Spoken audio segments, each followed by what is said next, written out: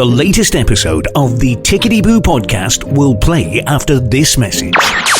If you or someone close to you needs to access mental health support, please contact your GP, or if it's out with normal office hours, get in touch with NHS 24 on 111. Alternatively, contact the Samaritans on 116 123. All calls are free of charge from any phone. You can also find more support information on the Tickety Boo website, ticketyboopodcast.co.uk. And now, ladies and gentlemen, put your thumbs up and say it's Tickety-Boo. Tickety-Boo. Tickety-boo, tickety-boo, everything's tickety-boo. Tickety-boo, son.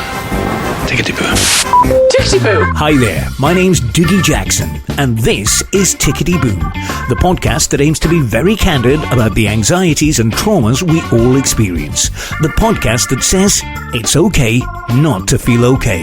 And as you focus on that point on your hand, just take a nice deep breath all the way in, and then all the way out. And again, just take another nice deep breath all the way in, and all the way out. And as you breathe out, just allow those eyes to close down. That's right. And that is therapist Andy Griffiths guiding me through my very first hypnotherapy session. What happens? What does it feel like? You'll find out later on in this episode. First up though, before I look into the eyes, not around the eyes, but into the eyes, what exactly is hypnosis? We've all got very different ideas of what it is and what it should be. For most of us, our first awareness of hypnosis was probably through the likes of Paul McKenna and latterly Derren Brown, or being on holiday and seeing, the stage show type stuff, Sleep and people clucking like chickens. Hypnosis is a state that we all naturally go in and out of. Okay, you are going to have to expand on that one for me, my friend. Explain. You hypnotise yourself. I'm just a guide. And actually, you go into hypnosis 2-3 times a day. Hypnosis is a very narrowed focus of attention. When we kind of just go a little bit more still, bring our attention right down and narrow it, that is when we go into hypnosis. And you've experienced hypnosis. You just don't know it. Forgive me, I'm having a bit of difficulty grasping the concept here. Can you please give me an example of when I would put myself under hypnosis? I'm sure you've had the experience of doing a car journey but not really remembering it. You know you were in the car, and if the traffic lights went red, you would have pressed the brake pedal and brought the car to a stop. But you don't feel like you've had that much involvement in the journey.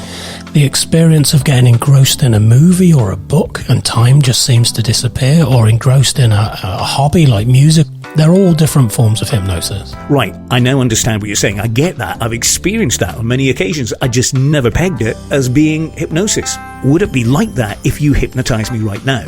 Can you hypnotise me right now? What I do know from running hundreds of client sessions with hypnosis is everyone has a slightly different experience, and it's their own personal experience. Everyone can be hypnotised. Some people can go super fast. So if you've ever seen a stage show, you'll notice that he'll maybe start with 20-30 people on the stage, and he'll weed that down to maybe 10. The 20 that get sent back to the seats go, I can't be hypnotised. They can. It's just he doesn't have an hour to hypnotise you. He's got to entertain the audience. He's looking for the very susceptible people. In a clinical environment where I work with clients, that's not an issue. I'm not entertaining people. We've got all the time. So that person maybe needs 20 minutes to go into hypnosis. Some people can go into it super fast, and we have what we call low, medium, highs. Some people are sort of not very susceptible to it, but actually after 2 or 3 hypnosis sessions move right up the rank and become very susceptible to it. We can train our minds to become more open to it. So hypnosis is definitely something for everybody, and it's a natural state, and it's not something that a hypnotist does to you. The hypnotist is just a guide. Okay, guide me, Andy Griffiths. Put your feet flat on the floor and adjust yourself in the chair so you're comfortable. And what I would like you to do is just plonk your hands down in the lap. So unlink your hands and just rest them down in your lap. Take a look down at your left hand and just pick a point on the hand. It could be a knuckle, it could be a line, but what I want you to do is just focus on any point on your hand. And just keep focusing on that point on your hand. And as you focus on that point on your hand, just take a nice deep breath all the way in,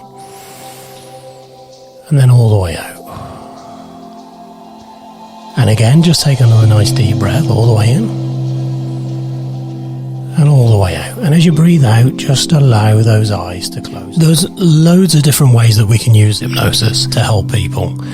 Our unconscious mind, or some people refer to it as the subconscious mind, it does 95% of what we do. So blinking, breathing, all of these things we do. When we sit down, we don't have to remember how to use a knife and fork. The unconscious mind's got it programmed in there. So our unconscious mind, what it tends to do is it tries a behaviour, and then if it works, it tends to hang on to it, even if it's not particularly great for us.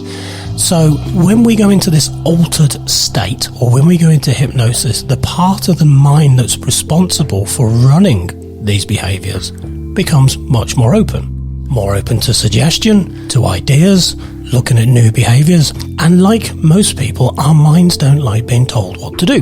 They like options. So I say my job as a hypnotherapist is to shine the torch on the dark areas, going, the answers may be over here. Offering better alternatives than the current behaviour and allowing the unconscious mind to pick that up. So instead of smoking, what could you be doing? Could you be going for a walk? Could you be eating healthily? Could you be breathing better? Most of the behaviours that we've picked up were programmed into us. We weren't born with them. So if we've learnt them or they've been programmed in, we can reprogram.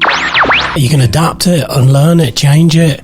It never ceases to fascinate me, the levels of what can be done with hypnosis. I've helped people that have had strokes gain momentum. We've got rid of pain in phantom limbs, to the bizarre of somebody who forgot where they'd put a very precious piece of jewellery. As you breathe, your eyes are clear, your head's clear, your nose is clear. 4, as you breathe, you just gently start drifting upwards now. 5, eyes gently opening, back in the room, calm and relaxed. Hi. So what was going on there, for me, there was nothing going on there. There was absolutely nothing going on there. I could hear your voice. Yeah. There was nothing flying about inside my head. And I felt little muscle spasms, which is obviously me unwinding. So I could feel them in both arms, and I could feel them in my legs and my neck. From that, I assume I was relaxing as I was listening. Oh, you were away. I got you out of your own head for a bit. I was just knocking on the door there. I wasn't really in doing much. But, I was aware of everything. Yeah. You'll hear hypnotherapists use the word sleep. Hypnosis can be very relaxing and lead to sleep, but it is not sleep. You hear my voice. You hear sounds in the room. It's about hearing. As a hypnotherapist, the only tool I have are words. So I need you to hear them. Well, you just helped me have probably the most relaxing 5 minutes of the week there. Yeah. The thing is, 5 minutes in hypnosis can be like having 2 hours power nap in the chair. And it's weird the kind of things you can sort out when you're in that state. And if you'd like to find out more about what you can sort out via hypnotherapy, just head over to www.ticketybooPodcast.co.uk for all the information. If you have any questions, suggestions, stories, or helpful information, or if you have a media request, please contact us via email on hello@ticketybooPodcast.co.uk. That's hello@ticketybooPodcast.co.uk. If you've been affected by any of the topics in this episode of Tickety Boo and you'd like to access mental health support, please in the first instance call your GP. Remember, if it's out with of normal office hours, you should contact NHS 24 on 111, the Samaritans on 116 123. Alternatively, head over to the Tickety Boo website for a full list of the resources available to you.